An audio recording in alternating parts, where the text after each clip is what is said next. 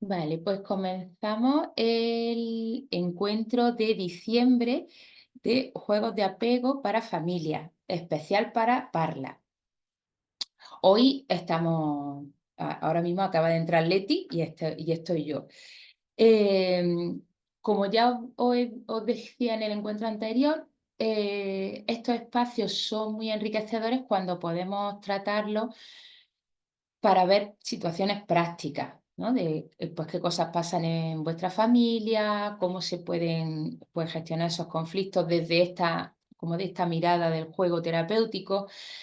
Y, y como ya estamos poquitas, pues estamos dos, vamos, hay varias cosas que me gustaría como introducir, que hay alguna que ya está en lo que es como la teoría, el contenido teórico del curso, y a la vez, como veo en otros cursos con otras familias que como que es un tema que, cuesta trabajo, que es importante darle vuelta, pues quiero abordarlo de nuevo como para sentar las bases, ¿no?, de estas dinámicas. Y luego, viendo que estamos en diciembre y que se acercan las Navidades, pues también el poder enfocar el tema del juego y los materiales de juego, incluso, sí, todo lo que es la fantasía que de alguna manera está detrás de la Navidad, pues que pudiéramos hablar un poco de esto.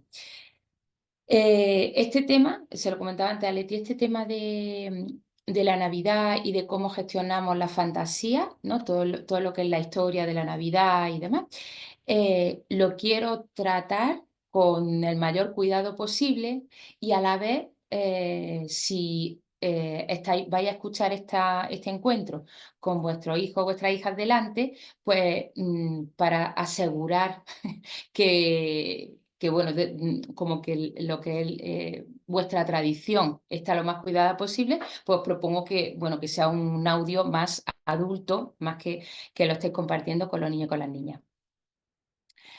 Vale, el primer tema que quería tratar es de la dificultad que a veces tienen las personas adultas a jugar.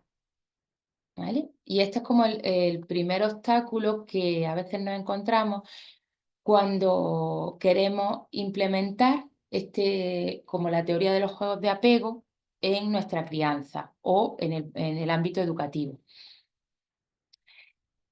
Y normalmente esta dificultad que tenemos alguna adulta para jugar es lo que genera como desconexión en el vínculo con la niña y los niños, porque al final es el lenguaje infantil y juvenil. O sea, porque si estáis en contacto con adolescentes, incluso los veis con sus iguales, el juego es continuo. O sea, da igual que tengan 14, 15, 16 años, 17, continuamente están jugando en sus espacios de amistad. Es como algo muy importante que no sabemos en qué momento dejamos de hacer. O por lo menos como, sí, como que ya no está tan presente en nuestra vida o como las estrategias que utilizamos para jugar están un poco desconectadas del placer o de la diversión. Entonces, este tema que os traigo hoy es para que revisemos, ¿no?, cada persona, cuándo dejamos de jugar, en qué momento dejamos en nuestra vida de jugar. Normalmente hay personas, hay veces que esto se da en parejas, ¿no? Que uno de la pareja tiene una, bueno, una tendencia grande al juego, a la diversión, como a la fluidez, y otra parte de la pareja como que tiene más como una figura de responsabilidad y de, sí, como de eficacia y eficiencia con respecto a las tareas y demás. Entonces, esto suele ser como motivo de conflicto tanto a nivel de pareja como a nivel de hijo e hija, ¿no? Eh, el balance entre lo que consideramos obligatorio, ¿no? O sí, como todo esto que son las tareas que sí o sí queremos que se hagan, y como el juego, la diversión y el disfrute. Pues parece que como cultura, como generación, muchas de nosotros hemos interiorizado un modelo de adulto que no juega. Entonces, es fácil que cuando nuestra mente tira, ¿no? Pues a lo mejor hacemos un cambio vital, pues tenemos nuestros primeros trabajos o nuestros primeros problemas económicos con respecto a algo, o nos vamos a vivir fuera de casa de nuestra familia, lo que sea, nuestra mente empieza a coger los modelos de ser adulto que como que ha ido almacenando, archivando. Y cuando tenemos pocos modelos, pocos ejemplos de adultas y adultos que jueguen, o sea, que, pues eso, que se comportaran, que hicieran del día a día, pues bueno, diversión y disfrute, es frecuente que tengamos una tendencia a como esa seriedad, ¿no? A hacer las tareas adultas, pues de esa manera en la que el juego no forma parte de, o la risa o la alegría no forma parte del día a día. Entonces, esto puede ser que nos aleje bastante, cuando ya somos madre y padres, que nos aleje bastante pues de una conexión con nuestros hijos o nuestras hijas, porque para ellos su lenguaje tiene que ver con el juego. Entonces, hay veces que utilizamos lo verbal como forma de conectar, cuando lo verbal es algo como muy, muy, muy nuevo, normalmente las niñas y los niños. Es algo que todavía, que aunque tengan 9, 10 años, 11 años, todavía están perfeccionando, están entendiendo qué significa esta palabra, como este giro lingüístico que significa aquí. Entonces, lo que sí que dominan es el juego. Eso es algo como que se sienten cómodos, que es muy natural. Porque es como, si lo pensamos en lo que es la especie humana y en cualquier especie de ser vivo, sobre todo en los mamíferos o en los que tienen, bueno, los que consideramos que tienen un desarrollo intelectual un poco más grande, vemos que el juego forma parte de su día a día, ¿no? Pues en los felinos, en los cánidos, vemos pues que se relacionan a través del disfrute también y del placer. Entonces, es una actividad que en todos los seres vivos que la utilizan es fortalecedora de los vínculos. Y en principio en otras especies que no son la humana se utiliza aun siendo adulto. Es cierto que en los adultos no tienen tanta tendencia al juego como tienen en este caso los cachorros, pero sí que hay tendencia al juego. Incluso se enseña a la vida a través del juego, ¿vale? El juego se supone que es ese espacio, ese laboratorio donde yo entiendo y voy interiorizando la vida. Por eso hay muchos juegos que en verdad son símbolos de lo que está ocurriendo en mi día a día, ¿no? Ayer, por ejemplo, hacía una sesión grupal, era también de juego con otras familias, y había una mamá que estaba en la sesión con su hijo. Y, y el niño en un momento tenía 3 años y medio, 4, así, y en un momento, como lo saludamos, pues quiso participar y expresarse, ¿no? Como llevábamos tanto rato hablando del juego, él dijo, yo lo que quiero es un muñeco, él decía. Y entonces yo le preguntaba, ¿y quieres un muñeco porque te apetece jugar a que lo cuida? ¿No? Él quería un muñeco bebé, decía. ¿Te apetece jugar a que lo cuida, a que lo lleva, a que lo duerme? Y me decía que sí, que quería todo eso. Claro, esto es muy importante. En este caso os quiero aclarar para que lo sepáis, porque seguramente hay gente que, bueno, que a lo mejor no tiene esta claridad. Este niño era un niño, niño. O sea, no estoy hablando de niño en general, incluyendo niña. Era un niño, niño que estaba pidiendo un bebé para jugar. Hay personas que esto le puede parecer rarísimo. Hay personas que le puede parecer lo más normal del mundo. Dentro de esta mirada es que somos personas que tienen necesidad de simbolizar pues lo que vivimos continuamente. A mí me resulta difícil de entender que se determine por género, que se le dé, por ejemplo, a los niños en masculino un tipo de juguetes, porque eso pertenece a lo masculino, y a las niñas otro tipo de juguetes. Si, por ejemplo, un muñeco bebé es muy importante para todas las personas que están pasando por los primeros años de vida, porque así pueden simbolizar un montón de cosas que les pasan a ellos. Cuando vemos a los niños y las niñas con bebés, como simbolizando con ellos, jugando con ellos, nos damos cuenta de muchas cosas, de cómo les llegan nuestros cuidados, de qué conflictos pueden tener con algo. Y si ya ese niño tiene un hermano o una hermana, que por ejemplo con 3 4 años puede ser frecuente que te llegue un hermano o una hermana, el poder tener un muñeco bebé con el que simbolizar, pues lo que incluso para desahogarme, porque hay veces que hacen a ese muñeco bebé lo que les gustaría, de una manera fantasiosa, hacerle a su hermano o hermana, sabiendo que aquí no va a haber una consecuencia.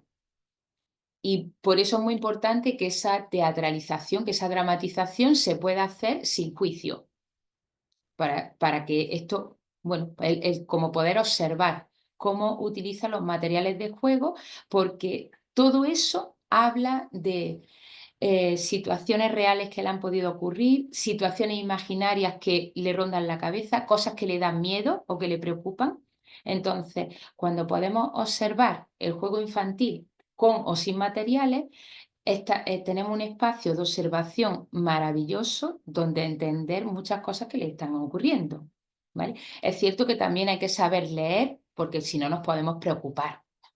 Porque hay niños que cuando a lo mejor pues, tiene un hermano y a lo mejor al muñeco bebé pues le quieren quitar la cabeza o lo lanzan o lo llevan de los pelos y entonces pues quizá nos calentamos la cabeza diciendo, uy, es que eso, fíjate, es que a lo mejor si no corto ese tipo de juego lo va a utilizar con el bebé de verdad. No, esto no es el caso. Normalmente si tengo un espacio donde poder soltar pues, la impotencia que a veces me genera el que he sido, entre comillas, relegado a otro puesto, pues eso me ayuda a poder gestionar emocionalmente lo que me está ocurriendo. Esto unido a otras muchas cosas que a veces cuando hay hermanos es importante ir haciendo como para acompañar ese espacio de gestión emocional. En este tema, por ejemplo, si os resulta interesante, que pienso que a muchas de las personas que lo escuchen sí, podemos dedicar un encuentro completo para hablar de cómo utilizar el juego en las relaciones entre hermanas y hermanos, porque hay muchos juegos de apego que se pueden utilizar pues, para mejorar esa relación. No solamente esos juegos entre ellos, sino de los adultos hacia ellos. Por ejemplo, estoy recordando una familia que tiene 3 niñas y la mayor, que creo que tiene 8 años, sí, em, como que ellas la definen como que está permanentemente enfadada desde que nació la hermana siguiente, que tiene 5, ¿no? Y después hay un bebé. Uno de los juegos que un día estuvimos hablando para que implementaran a diario con ellos, porque una de las dinámicas que tenían la mayor con la mediana era como aliarse contra sus padres. Entonces, a lo mejor cogían y entre ellas, pues decían, ahora no vamos a hacer yo no sé qué, o ahora les vamos a decir que no. O sea, como que unían fuerza para imponerse. Y esto normalmente venía porque el padre o la madre intentaban imponerse a ella y no había un espacio de diálogo y acuerdo. Entonces, normalmente esto, o sea, cuando yo intento imponerme, pues ellas buscan su estrategia para que esa imposición no suceda. Entonces, uno de los juegos que les propuse, que resultó ser como muy agradable para la niña mayor, era el dramatizar entre los padres como el tener contacto con ella. Por ejemplo, pues si a lo mejor estaba la niña mayor hablando con la madre y llegaba el padre, le decía, no, no le hables más a mamá, cuéntamelo a mí, por favor. Y la madre le decía, no, no, pero es que me está hablando a mí. ¿Por qué te metes tú? Y el otro, ya, porque es que yo también quiero que me hable a mí. ¿Puedes hablarme a mí, por favor? Y entonces el hacer un juego de tirar así de los brazos, que ella se reía muchísimo, de, no, pero es que yo quiero que me quiera más a mí. No, no, yo quiero que me quiera más a mí. Ella sabía que eso no era verdad, que era una dramatización.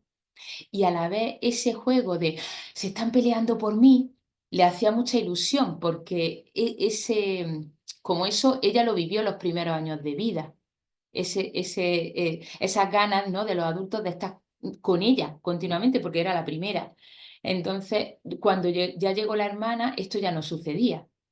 Entonces, ahora que tenía 8 años, el vivir como esa lucha simbólica de los padres le hacía mucha gracia y mucha ilusión. Ellos decían que se reía muchísimo. Y este es el indicador, cuando utilizamos los juegos de apego, de que se está haciendo algo que es terapéutico y que está funcionando. El que haya una risa fuerte, el que se esté desahogando por ahí. Para recordaros, los humanos tenemos varias formas de desahogarnos emocionalmente. La rabia es una, cuando empezamos a pensar que bueno, que estamos en peligro y que hay que defender algo, que algo es injusto, entramos en la rabia. La tristeza puede ser otra, ¿no? Cuando estamos como en esa conciencia de que hemos perdido algo importante para nosotras. Y otra, por ejemplo, otra forma como de sacar emocionalmente, a veces la risa. Podemos utilizar la risa como forma de gestionar emocionalmente. Hay veces que hay personas que lo utilizan como para gestionar los nervios. Yo, por ejemplo, tengo esa tendencia. Cuando me pongo nerviosa, a veces me río o intento generar risa en otras personas cuando no tengo confianza suficiente. O sea, como el estar en ese ambiente de alegría me genera confianza y como más cercanía. Entonces, todo lo que podamos, como depresión emocional, todo lo que podamos sacar a través de la risa y el juego y la diversión, es posible que no salga a través del enfado, la frustración, la rabia, como el conflicto más fuerte. Entonces, de ahí que sea tan importante el generar espacios diarios en los que exista el juego. Con los ejemplos que he visto, que estaba poniendo, como veis, no es, cuando os hablo de juegos de apego, no tiene que ver tanto con sentarme a jugar, que también hay espacios en los que me siento a jugar. A lo que se refiere más es a tener dinámicas en las que yo tengo claras cuáles son las necesidades de mi hijo o mi hija y también tengo claras las mías. Entonces, genero una propuesta que sea a través del juego, ¿no?, como que esté dentro de esa energía de juego y que ayude a satisfacer esas necesidades. En el caso de la niña que os contaba esto de los padres que se peleaban por ella, por la presencia de ella, pues entiendo que ella tenía una necesidad de ser vista, de consideración, de presencia, de atención. Y los padres, el padre y la madre tienen una necesidad también de tranquilidad, de armonía, ya llevan tiempo con eso. Entonces, generar dinámicas que nos ayuden a todas estas necesidades hacen que como que sea más fácil conectar. ¿Se podría, en lugar de hacer este tipo de juegos, el hablar con la niña, explicarle que cuando se alía con su hermana y se pone en contra de los padres, esto no favorece la colaboración familiar, que es cansado para los padres? Claro, se puede comunicar todo eso y a la vez no es el lenguaje infantil ni juvenil. Entonces, tienen menos probabilidades de que te entiendan que cuando estás utilizando el mismo lenguaje. Lo que suele pasar es que, claro, el adulto ya ha perdido el lenguaje del juego. Entonces, le cuesta mucho trabajo entrar en el lenguaje del juego. Y yo os pregunto, ¿qué sería más fácil? ¿Como que un adulto recordara el lenguaje del juego porque lo ha vivido durante muchos años, o que un niño o una niña haga el esfuerzo de conectar con lo que es la comunicación verbal, entender lo que le están diciendo, empatizar, que hay niños que todavía, o sea, que les proponemos empatía cuando todavía no tienen esa capacidad cognitiva. Entonces, ¿qué es lo que es más fácil? Que el adulto se adapte a las características de los niños y de las niñas para generar espacios de encuentro y comunicación, o que sea al revés. Por eso hay veces que os digo, si para vosotros es tan importante esto, vamos a encontrar las maneras de que realmente sea más fácil, ¿vale? Pues teniendo en cuenta eso. Vale. Otra cosa que nos puede hacer que jugar no le demos tanta importancia es que pues tengamos la idea de que perdemos el tiempo cuando jugamos. Es como que es una pérdida del tiempo. El otro día también una mamá decía, es que me cuesta mucho estar 15 minutos sentada, presente en el juego con mi hija, porque estoy pensando en todo lo que estoy dejando de hacer por estar sentada ahí. Esto nos pasa pues lo mismo porque hay un modelo de eficacia que no tiene que ver con el juego, o sea que está totalmente desconectado, y que lo que os propongo aquí es que podáis reflexionar sobre qué necesidades cubre el juego y si pensáis que son importantes. El que yo juegue, pues tengo un ambiente lúdico en mi casa, ¿creéis que es importante, que aporta cosas importantes a vuestra familia? Si es importante, entonces ese pensamiento que te dice estás perdiendo el tiempo se basa en algo, bueno, una construcción del pasado que cuesta trabajo el sacarla de la cabeza. Pero si yo lo que quiero es generar un ambiente de armonía, de diversión y de disfrute, aparte de otras muchas, de colaboración también. O sea, todo eso se genera a través de que estamos a gusto. Si no, no se genera. ¿Vale? Entonces, si el reflexionar, si un ambiente agradable y de juego es lo que vosotros queréis para vuestra familia, y si es que sí, el encontrar las formas, las dinámicas con las que os sentís más cómodas para hacerlo. Si os cuesta sentaros 15 minutos a jugar a algo que propone Aleta Solter en el libro, que, bueno, lo he enseñado alguna vez, ¿no? Este es el libro Juegos de Apego en el que se basa el curso que estamos, Juegos que unen, se llama el libro, en el que se basa el curso Juegos de Apego.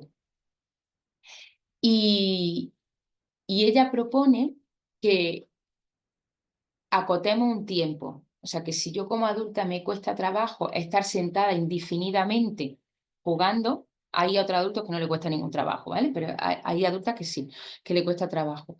El que podáis deciros a vosotras mismas, incluso a vuestro hijo, vale, voy a estar 10 minutos aquí en presencia, luego voy a hacer esto. Si quieres, puedes acompañarme. Luego, a lo mejor quiero hacer comida, puedes venir conmigo, voy a hacer yo no sé qué, puedes venir conmigo, lo podemos hacer divertido también. Y a la vez, pues quiero estar un ratito aquí y también quiero hacer lo otro, ¿vale? Esto también nos ayuda cuando las tareas cotidianas las podemos incluir dentro de la diversión y el disfrute, nos ayuda a cambiar un poco el chip cuando estamos hablando de las responsabilidades domésticas, porque cuando como que se aleja mucho de la diversión y el disfrute, porque la asumo como una obligación, pues es difícil que luego, por voluntad propia, los niños y las niñas quieran hacerlo, ¿vale? Y sobre todo cuando obligamos y cuando presionamos. Entonces es importante también revisar hasta qué punto, qué relación tengo yo con todas estas tareas domésticas que ayudan pues, a la convivencia, al cuidado de las personas, porque, claro, históricamente ha ocurrido que estas tareas se han rechazado mucho. Os voy a contar de dónde viene esto, ¿vale? Es como una curiosidad histórica. Porque a mí me sorprendió mucho. Esto era una asignatura que yo tenía en pedagogía que se llamaba Historia de la Educación de las Mujeres, ¿vale? Y fue una asignatura que me encantó. Y una de las cosas que más me gustó, que recuerdo mucho, mi memoria no es mi mejor cualidad, sin embargo, eso lo recuerdo mucho, fue que hablaba la profesora que antes existían escuelas para niños y escuelas para niñas, ¿vale? Cada una con currículum diferente. Los niños, la escuela para niños se parecía bastante más a la escuela actual, o sea, en lo que eran los contenidos, pues había matemáticas, había lengua, había educación física, o sea, había como unos contenidos muy parecidos al actual. Y en la educación de las niñas tenía mucho más que ver con tareas domésticas, ¿vale? Se enseñaba a coser, a bordar y cosas que tenían que, como de alguna manera, relacionaban con lo femenino. Cuando se propuso o se puso sobre la mesa juntar las escuelas de niños y niñas y generar escuelas mixtas, hubo que decidir qué currículum se utilizaba para esas escuelas mixtas. Entonces estaba la posibilidad de hacer una mezcla, o sea, de utilizar todo lo que eran las tareas, pues todo el currículum que hablaba de tareas de cuidado de lo doméstico, el darla también a los niños y a las niñas, a los niños también, y ya que las niñas iban a coger también como el currículum más académico como el que conocemos. Y al final se tomó la decisión de no hacerlo así y coger como el currículum de las escuelas masculinas para los dos. Esto generó que hace pocas generaciones, en verdad que fue poco. Algunas personas sí han tenido en su escuela, a lo mejor han tenido labores o alguna asignatura así suelta. Sin embargo, lo que estamos hablando es algo que realmente era como de un peso grande a nivel de escuela.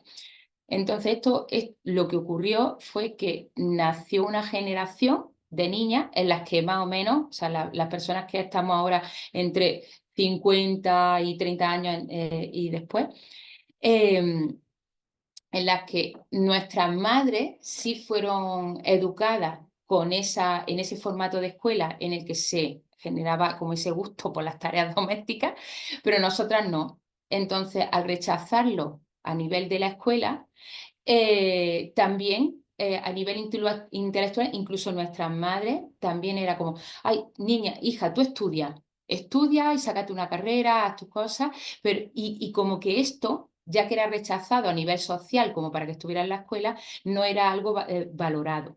Cuando esto lo necesitamos absolutamente todas las personas, que es saber cuidarse y cuidar a las personas con las que convive. Entonces esto me resultó súper interesante y todavía sin querer, porque somos hijas de ese cambio, ¿vale? Porque somos nosotras, es frecuente que tengamos esa tendencia a rechazar las tareas domésticas como algo que no es valioso. Y es muy importante que nosotras también, y nosotras y nosotros, ahí también incluyo a los hombres, el que nos demos cuenta que es como algo cultural de una decisión que se tomó y que ha transformado la cultura de muchos países, porque en verdad es que prácticamente todos los países lo hicieron parecido. No hay, a lo mejor hay algún país, yo ahora mismo no caigo, algún país que sí que se le haya dado ese peso a las tareas domésticas o que haya mucho más que en España. En España es prácticamente nulo, ¿vale? Entonces, el poder recuperar el gusto por lo que se llama las tareas reproductivas, todo aquello que favorece el que podamos recargar las pilas, el que podamos coger energía en nuestras casas, en nuestros hogares, es súper importante para que luego podamos producir fuera de nuestras casas. O sea, se necesita como esa dinámica reproductiva para luego el poder producir, ¿vale? Y esa responsabilidad yo entiendo que es súper importante para las familias dársela a su hijo o a su hija, ese gusto por el autocuidado y el cuidado de la convivencia. Y esta es la mayoría de los problemas en la convivencia con hijo e hija tienen que ver con esto. Es que no hay colaboración, no hay responsabilidad, Vale, pues tiene que ver con esto. Como adulta, ¿con qué energía estamos cuidando de lo convivencial, qué modelo le estamos dando a ellos y a ellas, y si somos capaces de generar un ambiente de juego y alegría con respecto a esto, para que podamos cambiar la dinámica que ya llevamos bastantes décadas teniendo con respecto a, como a estas tareas, ¿no?, más domésticas. ¿Vale? Entonces, cuando hablamos de que el juego es una pérdida de tiempo, es una pérdida de tiempo en esta, como en este paradigma del que estamos hablando, en el que, bueno, como que parece ser que solamente se puede producir, pero si no se reproduce, si no se está cuidando lo reproductivo, pues todo esto que son las tareas domésticas, el cuidado de los vínculos, si no se trata todo esto, en verdad la producción se ve dañada, ¿no? ¿Cuántas personas cuando tienen problemas en su casa o en lo convivencial, luego no se ve reflejado en su productividad laboral? Dice, ojo, es que no me concentro. ¿Por qué? Porque no puedo descansar. O sea, porque es que en mi casa me está costando un montón de trabajo. Pues sí, es súper importante y ahí hay que ponerle energía. Y la energía y la responsabilidad es de las personas adultas, que son las que pueden cambiar a veces la dirección pues de la dinámica que se lleva. ¿Vale? Hola Eva, buenas tardes. Estamos en Petit Comité hasta ahora. Si quieres hablar o decir algo o traer algún tema, tú te abres el micro y participas, ¿vale? Mientras tanto, yo voy aquí hablando de algunos temas que creo que son importantes como para sentar las bases del curso, porque como hasta verano todavía nos queda curso, voy en el tren o escucho. Vale, perfecto. Te pregunto, ahora quería tratar el tema de, como todas las figuras de fantasía, Papá Noel, Reyes Magos y demás, que se dan en Navidad. Si me estás escuchando tú sola, genial, ¿vale? Si hay algún niño o alguna niña escuchando, pues me lo dices para que yo lo tenga en cuenta, ¿vale? Vale, vale, genial, perfecto. Vale, pues ahora empezamos con ese tema. Así que si hay alguien que lo está viendo pues que quiera hacerlo en más soledad, pues genial. Eh, vale, os cuento. Algunos de vosotros yo creo que ya conocen el para qué se utilizan las figuras de fantasía, ¿no? Como toda esta historia de la Navidad, ¿no? Papá Noel, los Reyes Magos y demás. Pienso que ya lo conocéis, aún así voy a hacer un resumen breve. Normalmente esto viene de historias, depende de la cultura de una u otra, en la que se externalizaba la responsabilidad de los padres y de las madres en una figura que atemorizaba a los niños y a las niñas para modular su comportamiento. Todavía hay muchas familias que lo siguen haciendo. Incluso hay canciones que hablan de esto, ¿no? Como te sigas portando mal, yo no sé quién te está viendo. Entonces, no va a tener esto. Entonces juegan, son figuras que se han creado para jugar al premio y al castigo.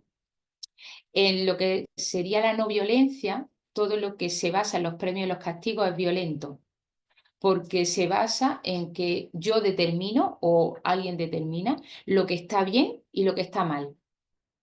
Y con eso yo te premio cuando haces las cosas bien, que significa que cuando cuidan mis necesidades, yo te premio a ti porque tú estás cuidando mis necesidades, o te castigo porque no lo estás haciendo. Entonces, sabiendo que este es el origen y que todavía esta tendencia se sigue utilizando, ¿vale? Quiero proponeros el que lo podamos, sabiendo que estamos en esta cultura, que incluso hay muchas personas que no quieren perder como esas figuras de ilusión, porque hay familias que me dicen, ya, pero es que, joder, me da pena el no generar como esa tradición de ilusión de va a pasar esto el día de Navidad y va a pasar esto el día de Reyes. Entonces quiero seguir como participando de la tradición. Maravilloso, ¿vale? Si esta es vuestra elección, lo que os propongo son varias cosas. La primera sería que no lo utilicéis como forma de regular el comportamiento infantil. ¿Vale? Si realmente vuestro objetivo es el de generar una experiencia de ilusión, como muy, ¿cómo se llama ahora, no? La experiencia inmersiva, pues sí, claro, la experiencia es súper inmersiva. Si fuera, pues yo aquí delante en la plaza del pueblo tengo el árbol de Navidad, tengo los regalos, tengo todas las luces, todas las ciudades se vuelcan con los Papá Noel, o sea, que es difícil no querer meterte dentro de la experiencia, ¿vale? Aunque la familia no quiera, es prácticamente imposible. Incluso los niños y las niñas quieren creer porque es divertido.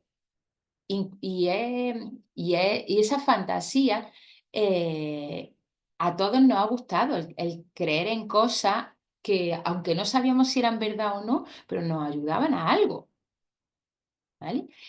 Durante mucha parte de la infancia, la fantasía, el desarrollo de la fantasía es súper importante, muy importante. Entonces, queremos acompañar esa etapa de desarrollo de lo abstracto, de la fantasía, con estas tradiciones, ¿vale? O sea, lo que si lo utilizamos para regular el comportamiento es cuando puede ser complejo. ¿Vale? Complejo cuanto menos. ¿Por qué? Porque sobre todo, más allá de que si es mentira, si es verdad y todas estas cosas, más allá de esto, que no estamos educando la responsabilidad. Cuando nuestros hijos e hijas tengan más edad o sean preadolescentes o adolescentes y apelemos a que no son responsables, que no son dueños de sus actos, que hacen las cosas sin sentido, vamos a rebobinar para ver qué hacíamos nosotros cuando eran pequeños para asumir nuestra responsabilidad de nuestras necesidades. Entonces, imagínate que tenemos a nuestro hijo o hija de 3 años que está haciendo algo que le hemos repetido 20 veces que no haga. Y como ya no tenemos más recursos para que pare, entonces le decimos, como siga así, te está viendo yo no sé quién, como siga así, no va a tener regalo. Entonces, por miedo, no por amor, no por empatía, no por nada de eso, por miedo dejan de tener ese comportamiento. ¿Eso es lo que queremos? ¿Que paren de tener el comportamiento porque tienen miedo de la consecuencia? Para mí no, o sea, eso no es algo constructivo, porque si lo que queremos es que aprendan, que empaticen, pues no es la forma. El miedo no es una forma, ¿vale? Con nosotras aún utilizo esa estrategia muchísimo, porque era culturalmente era lo que había. Ahora ya estamos viendo que hay otras formas que nos pueden ayudar más a desarrollar las habilidades que queremos que desarrollen nuestro hijo y nuestra hija, ¿no? Esto es lo que algunas veces os digo. Si queréis que recoger pepino, sembrad pepino. Luego nos podéis quejar de, pero es que mi intención era recoger pepinos. Pero bueno, las semillas, pues he pillado las que habían, yo no sabía las que eran, las he sembrado, pero claro, es que ahora no hay pepino. Claro, es que las semillas no eran de pepino. ¿Vale? Entonces, si lo que queremos es desarrollar responsabilidad, es muy importante que las dinámicas que tengamos sean esas. Si queremos generar confianza, cercanía, honestidad, es muy importante que las dinámicas que tengamos se basen en eso. Sobre todo cosas de gran impacto emocional, como son esto que estamos hablando, ¿no? Pues cosas en las que las creencias infantiles hay un montón de emociones que están vinculadas con eso. Pues esto por un lado. Luego, a esta generación, uno de los grandes retos es el saber gestionar los recursos materiales, porque hemos nacido, casi que nuestra generación ya también un poco, generaciones anteriores no tanto, vivían en una escasez de recursos mayor. Sin embargo, estas generaciones están rodeadas de recursos materiales continuos, de juguetes, continuamente. Es difícil para ellos tener conciencia sobre el impacto que tiene todo ese consumo en su vida, en la vida, en la economía de su familia y en el mundo. Es súper difícil, ¿vale?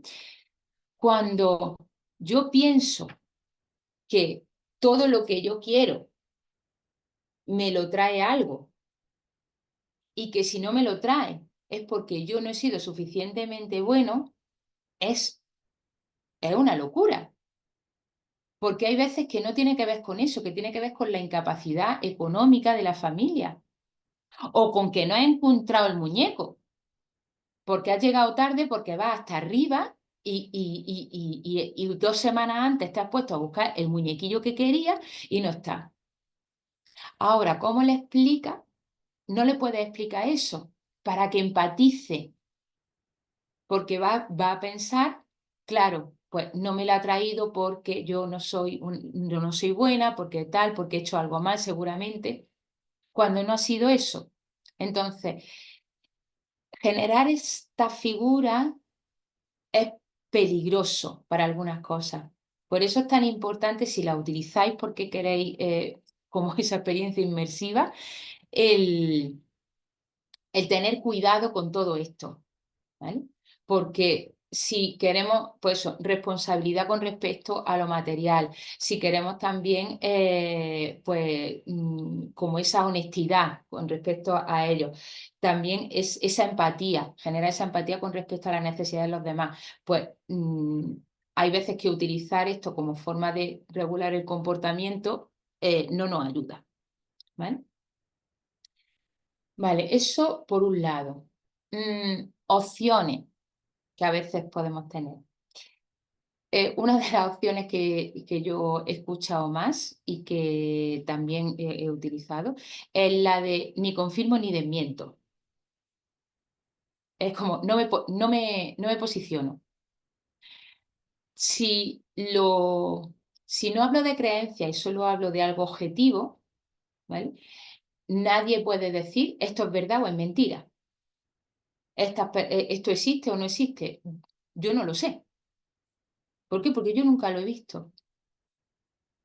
Yo nunca lo he visto. Es verdad que en mi casa, cuando yo era pequeña, pasaba esto y me decían que era esto. Ahora yo nunca lo he visto. ¿Tú lo has visto? Esto nos puede ayudar a tener un discurso de lo más honesto posible y a la vez estás cuidando pues esta forma. Si vienen y preguntan, oye, pero ¿quién ha traído esto? Cuando empiezan a preguntar, normalmente es porque ya algo empiezan a olerse.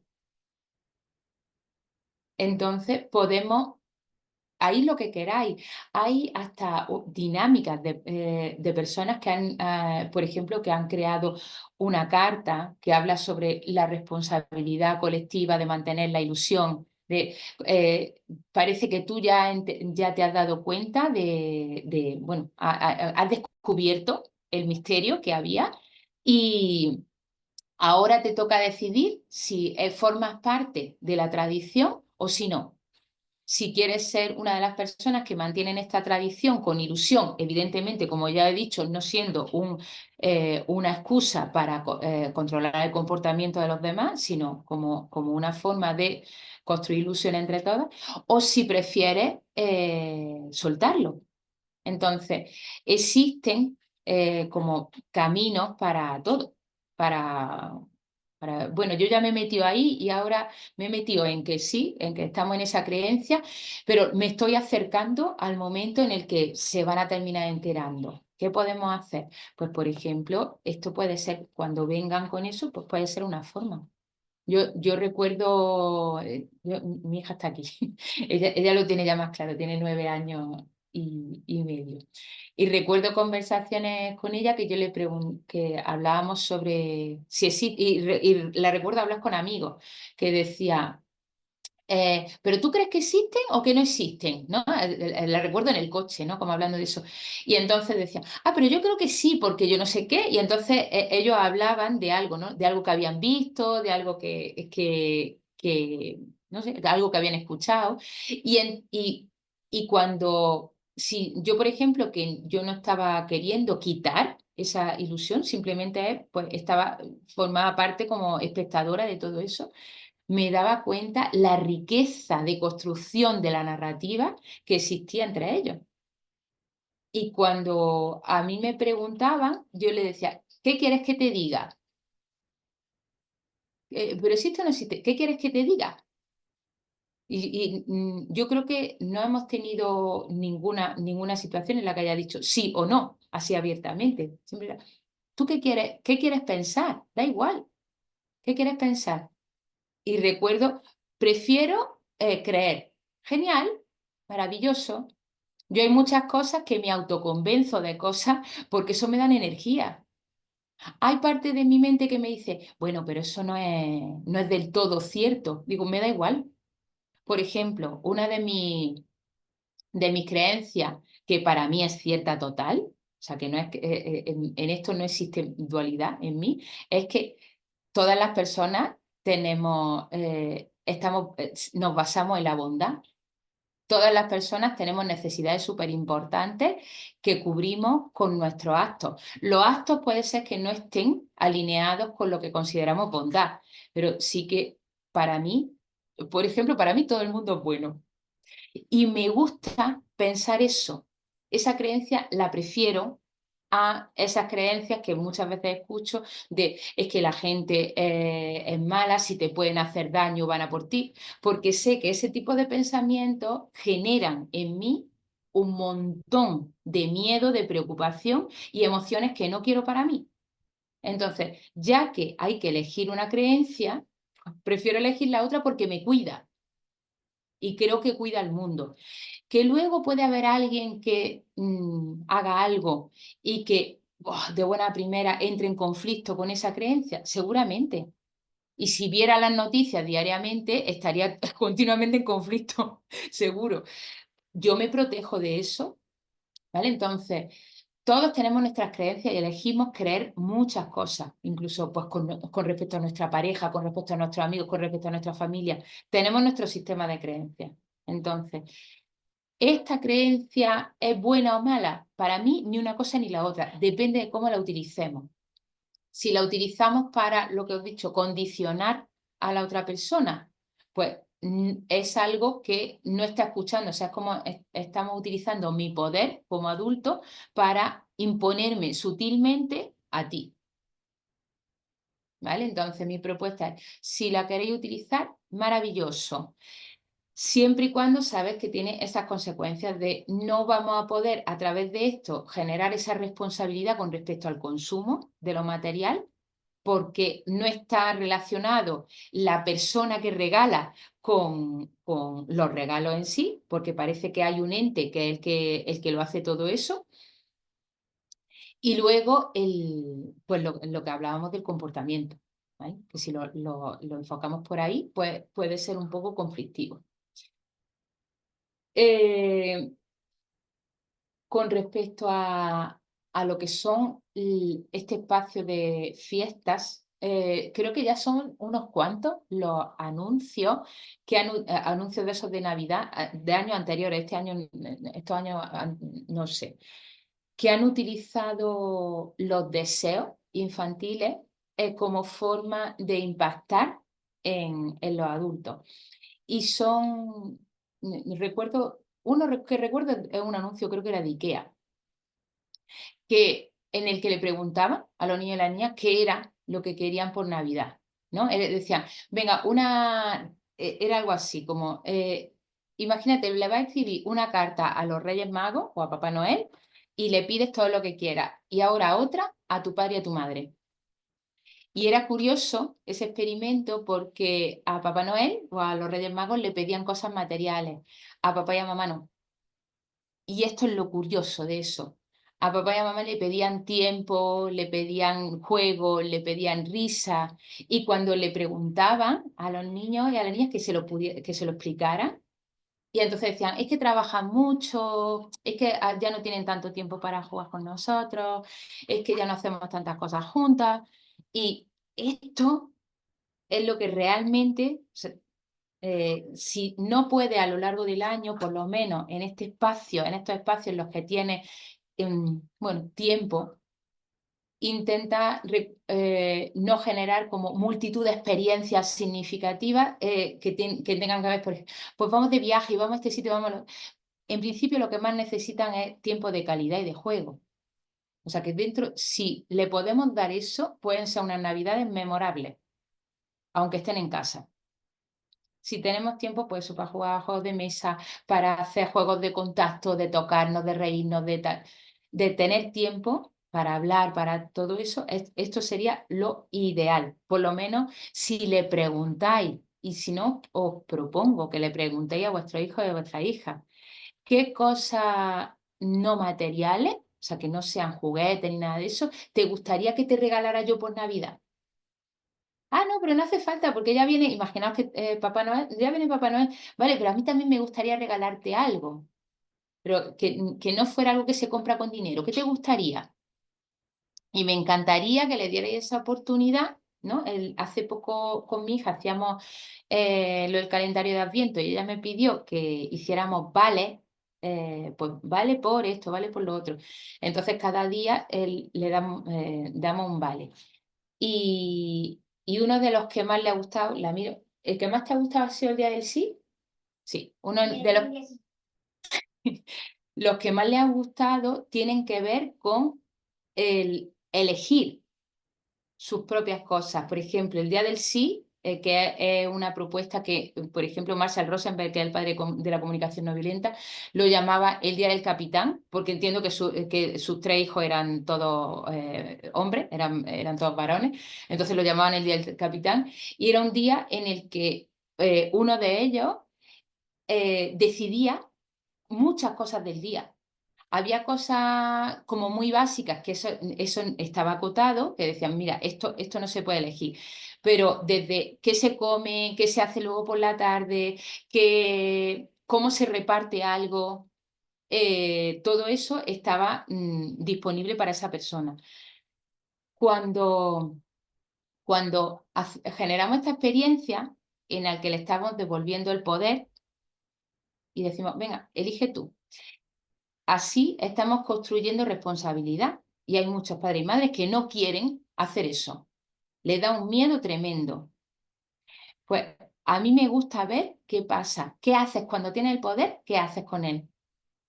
¿Lo utilizas para imponerte o lo utilizas para hacer cosas especiales que no hubiera hecho en algún momento? ¿Es equilibrado ese día del sí? ¿Es equilibrado? ¿Tiene en cuenta las necesidades de otras personas o no? Por ejemplo, Marshall Rosenberg hablaba que cuando le tocó el día del sí a su hijo menor, habían traído un regalo, creo que era algo de pasteles o algo así, alguien había traído un regalo a casa de eso, de ese tipo de pasteles o algo así. Y entonces Marshall a este niño pequeño le dijo, vale, es el día del sí, estudia del capitán, repártelo como tú creas conveniente. Y ese niño, que creo recordar que tenía 5 años así, lo repartió equitativamente entre todas las personas de la familia. No se quedó con más. Y esto, imaginaros que vuestro hijo sí se queda con más. ¿Eso qué significa? ¿Que vuestro hijo es malo? ¿Que vuestro hijo es un egoísta? No, significa que por lo que sea tiene mucha necesidad de compensar algo. Y es maravilloso cuando podemos generar estos espacios acotados, que es un día o una hora o lo que sea, en el que se puede ver si hay una necesidad de compensación grande o no. Porque ahí podemos ver un montón de cosas. Y también modular nuestro comportamiento o lo que estamos haciendo porque está teniendo esta consecuencia. ¿Vale? Entonces, la Navidad lo podemos utilizar como un espacio para crear conexiones diferentes, dinámicas diferentes, es una oportunidad para todo eso. Hace poco una mamá me decía, ya, pero es que como estamos siempre haciendo cosas y siempre con trabajo y demás, quiero que estas vacaciones, pues, como tener muchas experiencias súper significativas, y al cine, y de viaje, y yo no sé qué. Dice, si lo estás haciendo para compensar la ausencia de todos los demás meses, realmente esas experiencias no tienen por qué servir para eso, pueden servir para diversión, para placer, pero para compensar la ausencia con presencia puede ser que no sirvan. Lo que sí sirve es cuando tienes espacio de atención, juego, disfrute, compartido, aunque sea dentro de tu misma casa. ¿Vale? Entonces, no olvidéis de si hay necesidades como estas, que es lo más frecuente, que estén insatisfechas, utilizar las vacaciones para generar esos regalos no materiales, ¿vale? Que es importante. Vale, pregunta, ¿tenéis alguna duda o algo que queráis compartir, las que estáis en el encuentro? ¿Algo que queráis preguntar?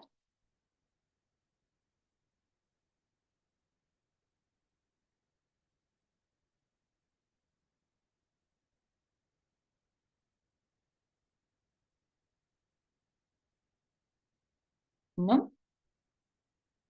Vale, estupendo. ¿Cómo estáis? Eva, ¿cómo va en el tren?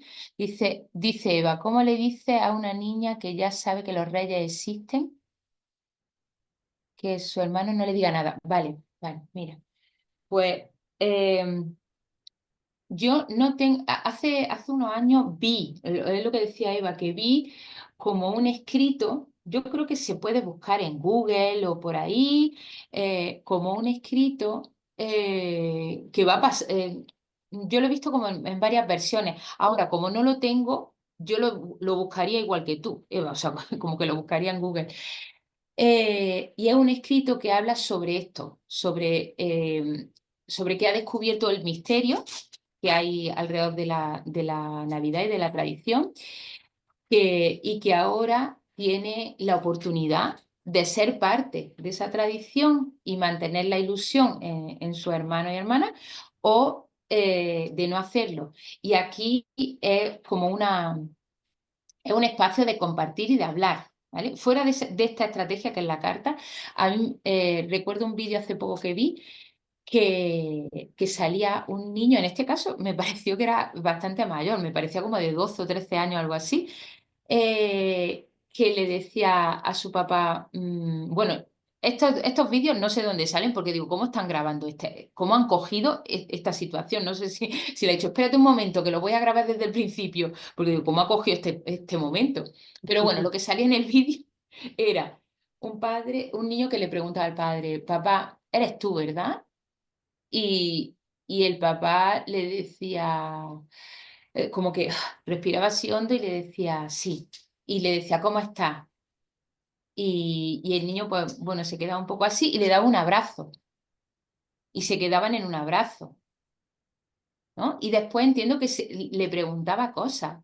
Entonces, creo que es muy importante antes de asustarnos, pensando, se lo va a decir a los hermanos, que esto, creo que de primera, yo por lo menos cuando a alguien le he dicho, oye, que mi hija no, o sea, como que ya tiene claro que no, esto no, que tiene claro que esta creencia no existe.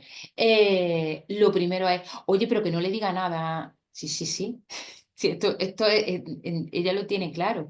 Y a la vez vamos a pararnos un poco a hablar con esa persona, a hablar sobre la ilusión, sobre si le parece importante contribuir a eso, si, bueno, si le gustaría ser parte de eso también, de qué manera le gustaría ser parte, porque incluso puede ser parte activa en todo eso.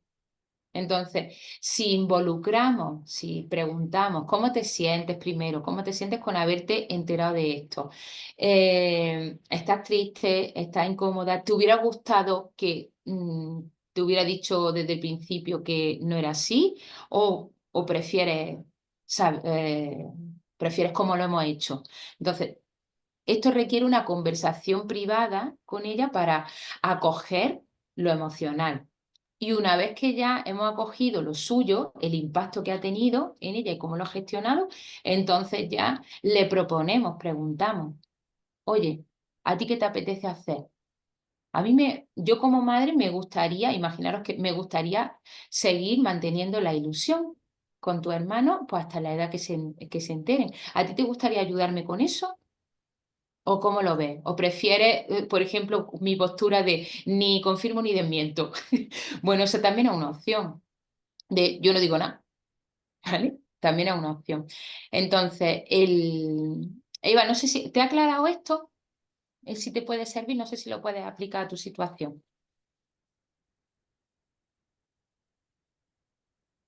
Vale, genial, genial. Bueno, estupendo. Vale. Leti, ¿tú quieres decir algo? ¿O lo tenemos? Y me ha ayudado mucho a darme cuenta de los procesos, ¿no? que tenemos y cómo a veces lo hacemos más difícil de lo que puede ser. En mi Sí, familia sí ha vale. sido un tema así a veces complejo, ¿no? De diferencias de visión y de repente pues Ujú. con pautas así sencillas pero muy claras como que podría resolverse Sí, circunstancias que a veces pues da lugar a conflicto y no tienen por qué, ¿no? genial, genial. Sí, Así que, sí. Genial, porque al final es lo que decimos muchas veces, que el conflicto es una crisis de creatividad. Simplemente es que faltan recursos total. para cuidar las necesidades, ¿no? Yo recuerdo Ujú, algunos familiares que decían, es que yo quiero mantener la ilusión.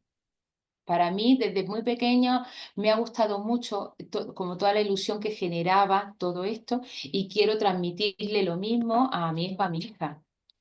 Y yo no quiero ser la ujú, persona que le quite esa experiencia a esas personas. No quiero. Entonces, ¿cómo ujú, puedo ser coherente por lo que yo creo y a la vez también estar participando de la experiencia que elige vivir otra persona? Para mí esto es tolerancia. O sea, ¿vale? ujú. Tolerancia.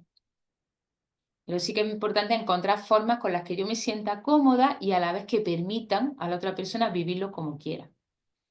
Y luego hay una cosa que también me ha resultado como interesante, ¿no? Que yo cuando estudié pedagogía sí que se hablaba como que la fantasía no era buena, la creatividad sí, pero la fantasía no, o la imaginación sí, pero la fantasía no. Y claro, yo digo, no sé si será buena o mala, pero yo lo que vivo es que ellos son felices. O sea, como que en la fantasía hay, o sea, como que sí que veo esa necesidad de los niños de jugar en esa cosa más metafórica, más abstracta. Entonces Sí, también me gusta, ¿no? Lo que nos cuentas de, pues sí, o sea, que también puede ser una necesidad dentro de la exploración del juego preparatoria, ¿no? Incluso para una vida después. sí, total, total. Sí, sí, para mí me parece súper difícil el sacar la fantasía unida a la imaginación, a la creatividad. O sea, yo es que no sé dónde están los límites de eso. Al final son conceptos Mm, adultos, ¿vale? sí. Pero el imaginar espacios creados, espacios no reales para vivir una experiencia desde un personaje diferente, para mí esto forma parte también de la construcción de la empatía.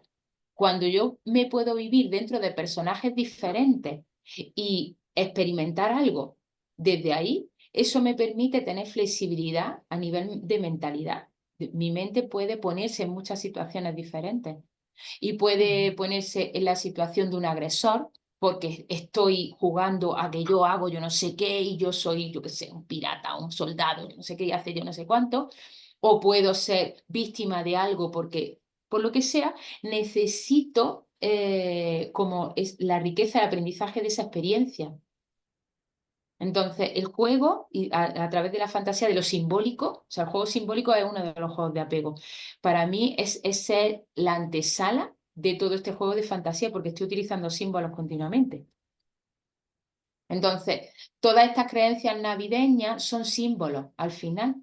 Lo que mi propuesta es que utilicemos esos símbolos para cuidar aquello que es importante en nosotras y intentar como alejarnos de utilizar los símbolos para perpetuar violencia. ¿Vale? Eso sería la idea. Gracias, Flor. A vosotras.